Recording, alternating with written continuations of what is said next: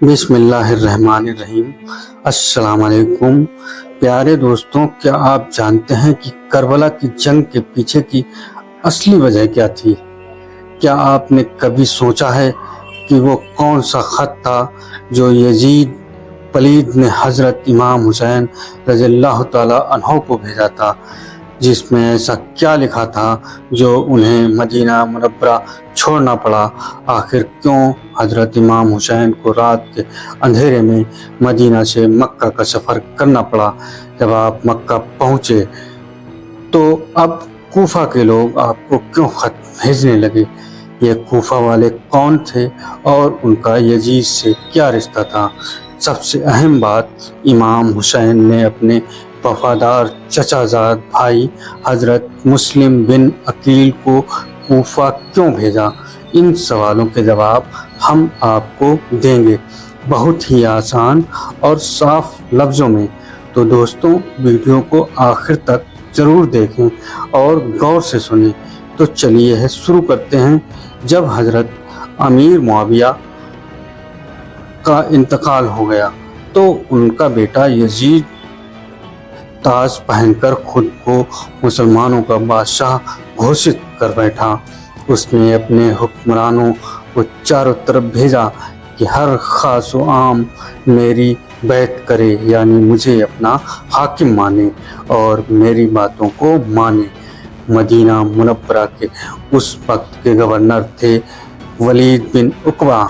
یزید نے انہیں ایک سخت خط بھیجا اور لکھا کہ میرے والد حضرت معاویہ کا انتقال ہو چکا ہے، اب تم ہر شخص سے میری بیعت لے لو، اور خاص طور پر حضرت امام حسین ابن علی، عبداللہ بن زبیر اور عبداللہ بن عمر، ان تینوں سے سب سے پہلے بیعت لینا اور ایک لمحہ بھی دیر مت کرنا۔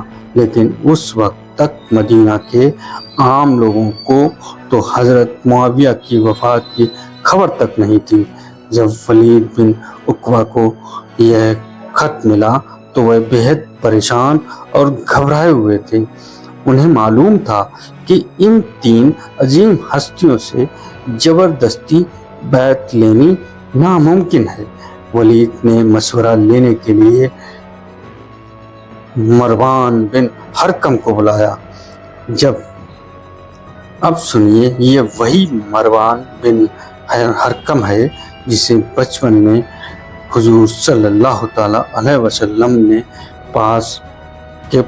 پاس لایا گیا تھا تحنیک کے لیے، یعنی منہ میں کچھ چبا کر دینے کے لیے۔ تو حضرت سرکار دو عالم صلی اللہ علیہ وسلم نے فرمایا تھا کہ یہ گرگٹ کا بیٹا گرگٹ ہے، اور حضرت عائشہ رضی اللہ تعالیٰ عنہ نے بھی فرمایا کہ رسول اللہ صلی اللہ علیہ وسلم وہی مروان کے باپ پر لعنت کی تھی، تو خود مروان بھی لعنت میں شریک ہے۔ تو آپ خود سوچئے، ایسا آدمی کون سا نیک مشورہ دے گا؟ مروان نے ولید سے کہا کہ ان تینوں کو بلاؤ، اور اگر یہ بیعت کر لیں تو ٹھیک ہے، ورنہ انہیں وہیں مار ڈالو۔ ولید نے تینوں کو بلاوا بھجوایا۔ حضرت امام حسین رضی اللہ تعالیٰ عنہ اپنے ساتھ کچھ نوجوانوں کو لے کر آئے۔ آپ نے انہیں دروازے کے پاس ہی کھڑا کر دیا اور حکم دیا کہ اگر میری آواز سنو تو فوراً اندر آ جانا، اور جب تک میں خود باہر نہ آ جاؤں وہیں رکے رہنا۔ پھر آپ اندر گئے۔ ولید نے سب سے پہلے آپ کو بتایا کہ حضرت امیر معاویہ کا انتقال ہو چکا ہے۔ پھر اس نے کہا کہ اب یزید کی بیعت کر لو آپ۔ حضرت امام حسین نے بہت ہمت اور سمجھداری کے ساتھ جواب دیا، میں چھپ کر بیعت نہیں کر سکتا، آپ سب لوگوں کو بلائیے، اور جب سب لوگ جمع ہو جائیں تب سب کے سامنے بات ہوگی، پھر دیکھا جائے گا کیا کرنا ہے کیا نہیں کرنا۔ ولید تو نرمی سے پیش آیا، مگر مروان کو بہت غصہ آیا۔ اس نے کہا اگر آج اسے چھوڑ دیا تو پھر کبھی پکڑ میں نہیں آئیں گے۔ تو یہ ابھی بیعت کریں ورنہ انہیں ختم کر دو۔ یہ سنتے ہی حضرت امام حسین رضی اللہ تعالیٰ عنہ کھڑے ہوئے۔ آپ نے مروان کو غصے سے دیکھا اور کہا، اے ابن جرگہ، تو مجھے مارنے کی بات کرتا ہے؟ خدا کی قسم تو جھوٹا ہے اور بہت نیچ آدمی ہے۔ پھر آپ وہاں سے باہر نکل آئے۔ باہر کھڑے آپ کے ساتھیوں کو کچھ کرنے کی ضرورت ہی نہیں پڑی۔ مروان نے ولید سے کہا، میں نے کہا تھا، تم نے میری بات نہیں مانی، اب یہ تمہارے ہاتھ سے نکل گئے۔ ولید نے بہت آہستگی سے جواب دیا، تم مجھے ایسا مشورہ دے رہے ہو میرے دین کو برباد کر دے جو؟ کیا میں نبی اکرم صلی اللہ علیہ وسلم کے پیارے نواسے کو صرف اس لیے قتل کر دوں کہ انہوں نے بیعت نہیں کی؟ ولید نے پھر کہا، خدا کی قسم اگر مجھے پوری دنیا کا خزانہ بھی مل جائے تو بھی میں ان کے خون سے اپنے ہاتھ کبھی نہیں رنگ سکتا۔ حضرت امام حسین کو اچھی طرح معلوم تھا کہ اگر بیعت نہیں کریں گے تو یزید آپ کو اپنا دشمن مان لے گا۔ اگر آپ کے دل میں غیرت، تقوی اور پرہیزگاری بہت مضبوط تھی، آپ کسی ظالم اور برے انسان کے ہاتھ پر بیعت نہیں کر سکتے تھے۔ اگر آپ بیعت کر لیتے تو یزید آپ کو بہت عزت بھی دیتا، دولت بھی دیتا اور دنیا آپ کو سلام کرتی، مگر آپ کی بیعت یزید کے ظلم اور گناہوں کو صحیح ٹھہرا دیتی، اسلام کا نظام برباد ہو جاتا، دین میں بہت بڑا فساد پیدا ہو جاتا۔ اس لیے آپ نے صاف اور بہادری سے انکار کیا۔ شام کے وقت ولید نے پھر ایک آدمی بھیجا کہ امام حسین کو پھر بلاؤ، مگر آپ نے کہا، اب تو رات ہو چکی ہے، صبح دیکھا جائے گا۔ اور پھر اسی رات آپ نے اپنے اہل خاندان اور رشتہ داروں کے ساتھ مدینہ منورہ سے مکہ کا سفر شروع کیا۔ مدینہ منورہ وہ پاک شہر ہے جو حضور صلی اللہ علیہ وسلم کو سب سے زیادہ پیارا تھا۔ خود حضور صلی اللہ علیہ وسلم نے فرمایا تھا، نبی کا انتقال وہیں ہوتا ہے جو اسے سب سے زیادہ پیارا ہوتا ہے، اور حضور صلی اللہ علیہ وسلم کا وصال بھی مدینہ منورہ میں ہی ہوا۔ اس سے یہ صاف سمجھ میں آتا ہے کہ حضرت امام حسین رضی اللہ تعالیٰ عنہ کو اپنے سب سے زیادہ محبت مدینے سے ہی تھی، اور جب نبی پاک صلی اللہ علیہ وسلم کو مدینہ منورہ اتنا پیارا تھا تو ظاہر ہے ان کے پیارے نواسے حضرت امام حسین رضی اللہ تعالیٰ عنہ کو بھی وہی شہر سب سے زیادہ عزیز اور پیارا ہوگا، مگر حالات کچھ ایسے بن گئے کہ انہیں اپنے سب سے پیارے شہر کو چھوڑنا پڑا۔ سفر کی پوری تیاری ہو گئی، اونٹ تیار کر دیے گئے، سامان باندھ لیا گیا، اور رسول صلی اللہ علیہ وسلم کے گھرانے کا چھوٹا اور پاک قافلہ مدینہ سے نکل پڑا۔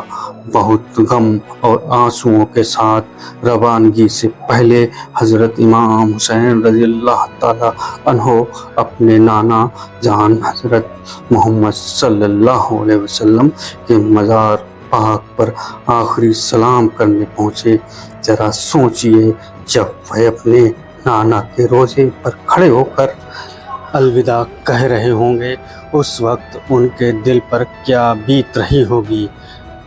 ضرور ان کی آنکھوں میں آنسوؤں کی بارش ہو رہی ہوگی۔ شاید انہوں نے عرض کیا ہوگا، نانا جان، میں آپ کا یہ پیارا شہر چھوڑ کر جا رہا ہوں، میرا یہاں رہنا اب ممکن نہیں رہا، جا رہا ہوں، اجازت دیجیے۔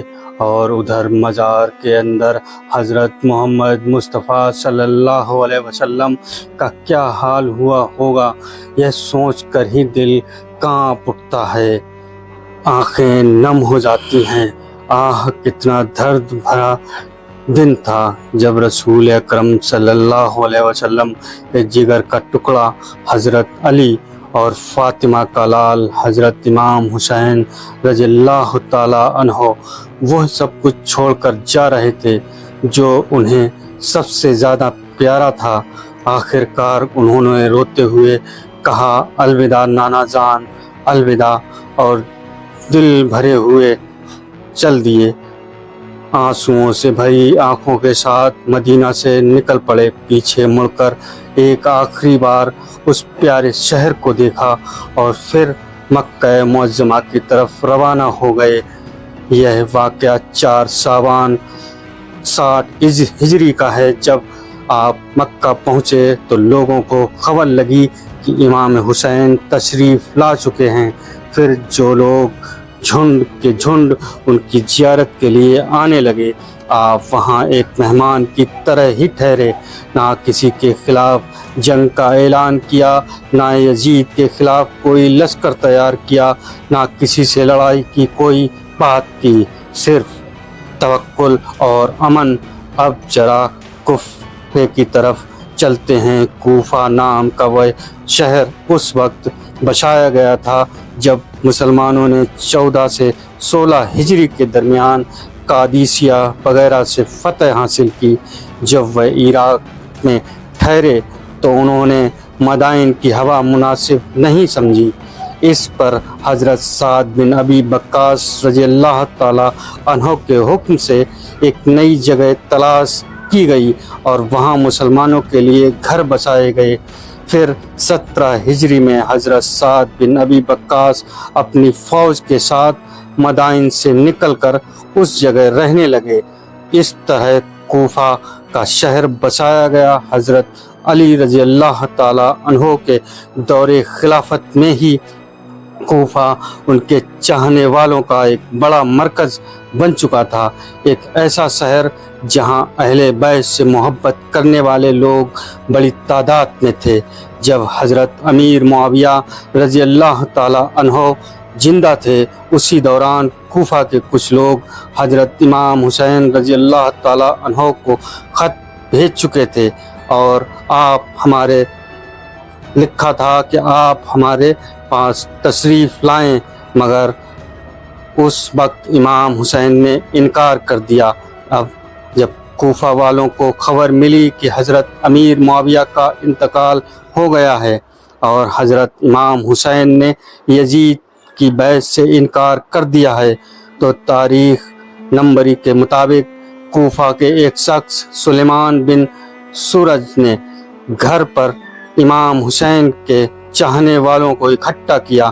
وہاں پر سب نے پہلے اللہ کا شکر ادا کیا۔ پھر سلیمان نے سب سے کہا معاویہ کا انتقال ہو چکا ہے اور امام حسین نے یزید کی بیعت نہیں کی، اب وہ مکہ معظمہ چلے گئے ہیں اور تم سب لوگ ان کے والد حضرت علی رضی اللہ تعالیٰ عنہ کے سچے چاہنے والے ہو۔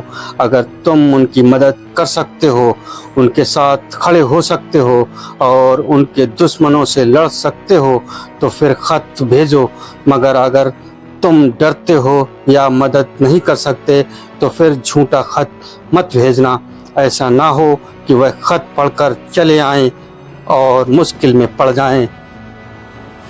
یہ سن کر سبھی نے ایک ساتھ کہا ہرگز دھوکہ نہیں دیں گے، ہم امام حسین کی مدد کریں گے، ان کے دشمنوں سے لڑیں گے، اپنی جانیں ان کے قدموں پر قربان کر دیں گے۔ اس کے بعد انہوں نے پہلا خط لکھا۔ اس خط میں انہوں نے لکھا اس وقت ہمارے اوپر کوئی امام نہیں ہے، آپ تشریف لائیے تاکہ اللہ تعالیٰ آپ کے ذریعے ہمیں حق یعنی سچائی کی راہ دکھائے۔ یہاں دمشق یعنی شام کا گورنر نعمان بن بشیر بیٹھا ہے، لیکن ہم نہ اس کے پیچھے جمعہ کی نماز پڑھتے ہیں نہ ہی اس کے ساتھ عیدگاہ جاتے ہیں۔ جب ہمیں پتہ چلا کہ آپ مکہ میں ہیں تو ہم نے طے کر لیا کہ اگر آپ آئے تو ہم نعمان کو یہاں سے بھگا دیں گے۔ یہ پہلا خط عبداللہ بن صبح हमदानी और अब्दुल्लाह बिन दाल के हाथ मक्का भेजा गया। यह ख़त 10 रमज़ान 60 हिजरी को हज़रत इमाम हुसैन रज़ी अल्लाह ताला अन्हो तक पहुँच गया। इसके बाद सिर्फ 2 दिन में ही 53 और ख़त लिखे गए। कुछ ख़तों पर तो सैकड़ों लोगों के दस्तखत भी थे। यह तमाम ख़त 3 आदमियों के हाथ मक्का भेजे गए। इसके अलावा भी कई खास लोग अपने अपने ख़त लेकर रवाना हुए। इस तरह बहुत से थोड़े थोड़े वक्त में इमाम हुसैन तक ख़त पहुँचते रहे। जब कूफा वालों का आखिरी ख़त हज़रत इमाम हुसैन रज़ी अल्लाह ताला अन्हो को मिला और सईद बिन अब्दुल्लाह हकी के हाथों मिला तो इमाम हुसैन ने उन्हें जवाब में लिखा, तुम लोगों के बहुत से ख़त मिल चुके हैं। तुम्हारी मोहब्बत और अकीदत में अपने भाई और भरोसेमंद हज़रत मुस्लिम बिन अकील को तुम्हारी तरफ भेज रहा हूँ। अगर उन्होंने मुझे लिखा कि हालत सही है तो इंशाअल्लाह मैं खुद भी आ जाऊँगा। अब सवाल यह उठता है कि क्या इमाम हुसैन रज़ी अल्लाह ताला अन्हो को कूफा जाना चाहिए था या नहीं। इस बारे में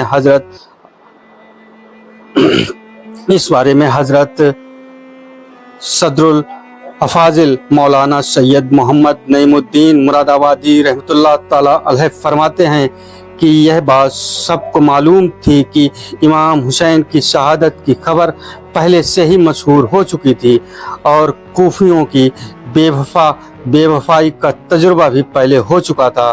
लेकिन अब मामला बदल चुका था। अब यजीद हुकूमत में आ चुका था और वह इस्लाम के लिए एक बहुत बड़ा ख़तरा बन चुका था। यजीद चाहता था कि हर शख्स उसकी बैत करे, यानी उसे अपना हाकिम माने, मगर कूफियों ने यजीद की बैत करने से साफ इनकार कर दिया और उल्टा इमाम हुसैन को ख़त लिखे कि आप तशरीफ़ लाएं, हमारी रहनुमाई कीजिए। अब इमाम हुसैन क्या करते? अगर वह दावत को ठुकरा देते तो कूफी यह भी कह सकते थे कि हमने बार बार इमाम को बुलाया मगर उन्होंने हमारी बात नहीं मानी। अब हमें मजबूरी में यजीद जैसे जालिम की बैत करनी पड़ी। बल्कि यह भी कहा जा सकता था कि अगर इमाम हुसैन हमारा साथ देते तो हम अपनी जानें उनके लिए कुर्बान कर देते। इसलिए यह मामला नाजुक था और इस हालात में इमाम हुसैन के लिए सबसे बेहतर और समझदारी वाला फ़ैसला यही था कि पहले हज़रत मुस्लिम बिन अकील को कूफा रवाना किया जाए ताकि वो अब वहाँ के हालात को देखकर रिपोर्ट करें। अब ज़रा देखते हैं कि कुछ सहाबा इकराम की क्या राय थी। कुछ बड़े और अजीम सहाबा जैसे हज़रत इब्ने अब्बास रज़ी अल्लाह ताला अन्हो, हज़रत इब्ने उमर रज़ी अल्लाह ताला अन्हो, हज़रत जाबिर बिन अब्दुल्लाह, हज़रत सईद अल खुदरी और हज़रत अबू बाकिर जैसे लोग कूफियों की नीयत पर शक कर रहे थे। उनके दिलों में डर था कि कहीं यह सफ़र शहादत का सफ़र न बन जाए, मगर उनके डर के बावजूद कोई पक्का सबूत नहीं था और शहादत यहीं और अब होगी। अब इमाम हुसैन के सामने सबसे बड़ी मुश्किल यह भी थी कि एक तरफ एक बड़े सहाबा थे जो मना कर रहे थे और दूसरी तरफ कूफा वाले थे जो बार बार दावत दे रहे थे और यह दावत कोई मामूली दावत नहीं थी बल्कि ऐसा दावतनामा जिसे शरई तौर पर भी ठुकराना नामुमकिन था। अब इस मुश्किल के वक्त में अक्लमंद का हल यह निकला कि पहले हज़रत मुस्लिम बिन अकील को भेजा जाए। अगर कूफी वाकई में धोखा दें तो यह शरीयत की निगाह में सफ़र ना करके एक वाजिब वजह बन जाएगी और अगर वह सच्चे निकले तो फिर सहाबा इकराम को भी इत्मीनान हो जाएगा। हज़रत मुस्लिम के साथ उनके 2 प्यारे और मासूम बेटे मोहम्मद और इब्राहिम भी थे जो बहुत कम उम्र के थे। वह अपने वालिद के साथ इस सफ़र में शामिल हुए। जब हज़रत मुस्लिम कूफा पहुँचे तो उन्होंने मुख्तार बिन उवैद के घर ठहरना पसंद किया। कूफा में हजरत अली रज़ी अल्लाह ताला अन्हो के चाहने वालों का हर तरफ से हुजूम उमड़ पड़ा। जो लोग बड़ी मोहब्बत और जोश से हजरत मुस्लिम के हाथ पर हजरत इमाम हुसैन के नाम पर बैत करने लगे। सिर्फ एक हफ्ते के अंदर ही 12,000 लोगों ने आपके मुबारक हाथ पर हजरत इमाम हुसैन की बैत की। अब हजरत मुस्लिम ने देखा कि कूफा का माहौल अच्छा और उम्मीद वाला है, तो उन्होंने इमाम हुसैन को ख़त लिखा कि यहाँ के हालात ठीक हैं, लोग अपने वादों पर कायम हैं, आप जल्द से जल्द तशरीफ़ लाएं। उस वक्त हज़रत नोमान बिन बशीर रज़ियल्लाहु ताला अन्हो जो एक सहाबी थे, कूफा के गवर्नर थे, जब उन्हें यह खबर मिली कि हज़रत मुस्लिम बिन अकील कूफा पहुँच चुके हैं और लोग उनके हाथ पर इमाम हुसैन के नाम पर बैत कर रहे हैं, तो वह मेंबर पर चढ़े और लोगों से कहा कि ऐ लोगों, यह जो कुछ हो रहा है यजीद ये हरगिज़ पसंद नहीं करेगा, इससे फसाद और झगड़े का ख़तरा है, मैं तुम्हें आगाह कर रहा हूँ। इस पर अब्दुल्ला बिन मुस्लिम हजरमी जो कि यजीद का पूरा हामी था बोला, आप इतनी नरमी क्यों दिखा रहे हैं? दुश्मन को रोकना है तो सख्ती करनी होगी। हजरत नोमान ने नरमी से लेकिन बहुत सादगी से कहा कि अगर अल्लाह ताला की फर्मा बरदारी के साथ मेरा शुमार कमज़ोरों में हो तो यह इससे कहीं बेहतर है कि उसकी नाफरमानी के साथ मेरा नाम इज्जत वालों में लिखा जाए। इतना कहकर वो मिंबर से उतर आए। अब्दुल्ला हजरमी ने यह साजिश शुरू कर दी। उसने यजीद को चिट्ठी लिखी कि मुस्लिम बिन अकील कूफा पहुंच चुके हैं और लोग इमाम हुसैन के नाम पर उनसे बैत कर रहे हैं।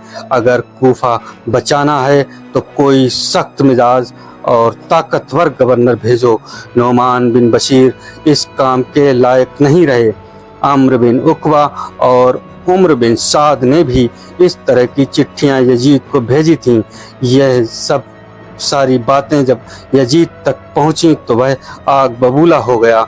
उसने अपने करीबियों से मशवरा किया तो सब ने एक ही बात कही, उबैदुल्लाह बिन जियाद को भेजिए, वो बहुत सख्त और चालाक आदमी है।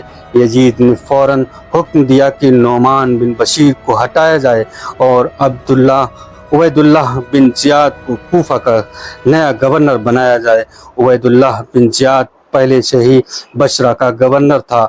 यजीद ने उसे खास हुक्म दिया, तुम फौरन कूफा जाओ, मुस्लिम बिन अकील को पकड़कर या तो शहर से निकाल दो या ना माने तो उन्हें कत्ल कर दो, और अगर हुसैन बिन अली आए तो उनसे मेरी बैत ले लेना, वरना उन्हें भी कत्ल कर देना। जैसे ही यजीद का हुक्मनामा उबैदुल्लाह बिन जियाद ने अपने पास पाया, उसने अपने भाई उस्मान बिन जियाद को बसरा का जानशीन बनाकर वहाँ की जिम्मेदारी उसको दी और अगले ही दिन वहाँ से कूफा की तरफ रवाना हो गया। जब वह कादिसिया नाम के जगह पर पहुँचा तो उसने अपने तमाम सिपाहियों को वहीं रोक दिया। अब उसने एक चाल चली, हिजाज के लोगों जैसा लिबास पहना, एक ऊंट पर सवार हुआ, सिर्फ 20 आदमियों का साथ लिया और हिजाज की तरफ से यानी उसी रास्ते से कूफा में दाखिल हुआ, वह भी मगरिब और इशा के बीच रात के वक्त। उसका मकसद यह था कि लोग उसे पहचान ना पाएं और वह समझें कि इमाम हुसैन तशरीफ़ ले आए हैं, क्योंकि इस वक्त कूफा के लोगों में यजीद के खिलाफ बहुत गुस्सा था और हर कोई इमाम हुसैन का बेसब्री से इंतज़ार कर रहा था। जब लोगों ने देखा कि कोई शख्स हिजाजी कपड़ों में ऊंट पर सवार होकर रात के वक्त शहर में दाखिल हो रहा है तो हर कोई यही समझा कि हज़रत इमाम हुसैन तशरीफ़ ले आए हैं। लोगों के चेहरे पर खुशी की लहर दौड़ गई, हर तरफ से नारे लगने लगे, लोग उसकी सवारी के साथ साथ चलने लगे। मगर वह शख्स उबैदुल्लाह बिन जियाद था, असल में दुश्मन, मगर चालाकी से चुपचाप चला जा रहा था। वो किसी को कोई जवाब नहीं देता, बस लोगों की आवाज़ें सुनता और हर चेहरे को गौर से देख और पढ़ रहा था। आगे बढ़ता जा रहा था इस शोरगुल को सुनकर, और लोग भी अपने घरों से बाहर निकल आए। भीड़ इतनी ज़्यादा हो गई कि आगे बढ़ना मुश्किल हो गया। तब उसके साथ चल रहा एक आदमी मुस्लिम बिन अम्र बाहली जोर से चिल्लाया, रास्ता छोड़ दो, यह इमाम हुसैन नहीं है बल्कि अमीर उबैदुल्लाह बिन जियाद हैं। यह सुनते ही लोगों के चेहरे से खुशी का रंग उड़ गया। हर कोई अफसोस और मायूसी में पड़ गया। लोग चुपचाप अपने घरों में लौट गए। अब उबैदुल्लाह बिन जियाद सिर्फ 10-20 आदमियों के साथ गवर्नर हाउस में दाखिल हुआ। सुबह होते ही उसने लोगों को जमा किया और एक सख्त तकरीर की कि ऐ लोगों, अमीरुल मोमिनीन यजीद ने मुझे कूफा का गवर्नर बनाया है। उसने हुक्म दिया है कि जो मेरे बात माने उसके साथ रहम किया जाए और जो ना माने उसके साथ सख्ती की जाए। तो सुन लो, मैं यजीद के हुक्म का सख्ती से पाबंद हूँ। जो फरमाबरदार होंगे उन्हें अमन मिलेगा और जो नहीं मानेंगे उनके लिए मेरी तलवार है। अपनी और अपने घर वालों की जान बचाओ। इसके बाद इब्न जियाद ने कूफा के तमाम कबीलों के सरदारों को गिरफ्तार कर लिया। उन्हें मजबूर किया गया कि वह कागज़ पर लिख कर दें कि हम और हमारे कबीले का कोई भी आदमी इमाम हुसैन के साथियों को अपने घर में नहीं छुपाएगा। अगर किसी ने छुपा रखा है तो फौरन बाहर निकाले। अगर किसी ने ऐसा ना किया तो उसे घर से बाहर निकालकर फांसी दी जाएगी। उसके घर वालों को भी नहीं बख्शा जाएगा। इस ऐलान के बाद कूफा में डर फैल गया। लोगों के दिलों में के ख्याल बदलने लगे। वफादारी की जगह खौफ ने ले ली। उधर दूसरी तरफ कूफा में यह बात फैल चुकी थी कि हजरत मुस्लिम बिन अकील मुख्तार बिन उबैद के घर ठहरे हुए हैं। अब वहाँ ठहरना उनके लिए ख़तरनाक हो गया था। रात के अंधेरे में हजरत मुस्लिम बिन अकील वहाँ से निकल गए और हानी बिन उर्वा के घर चले गए, जो कबीला मुजाहिज के सरदार थे। हानी ने उन्हें अपने घर के एक महफूज कमरे में छुपा लिया और सिवाय कुछ भरोसेमंद लोगों के किसी को भी इस राज की खबर नहीं होने दी। तो प्यारे दोस्तों, आज के लिए बस इतना ही। इंशाअल्लाह आगे का पार्ट हम आप लोगों को कल बताएंगे। तो आज के लिए बस इतना ही।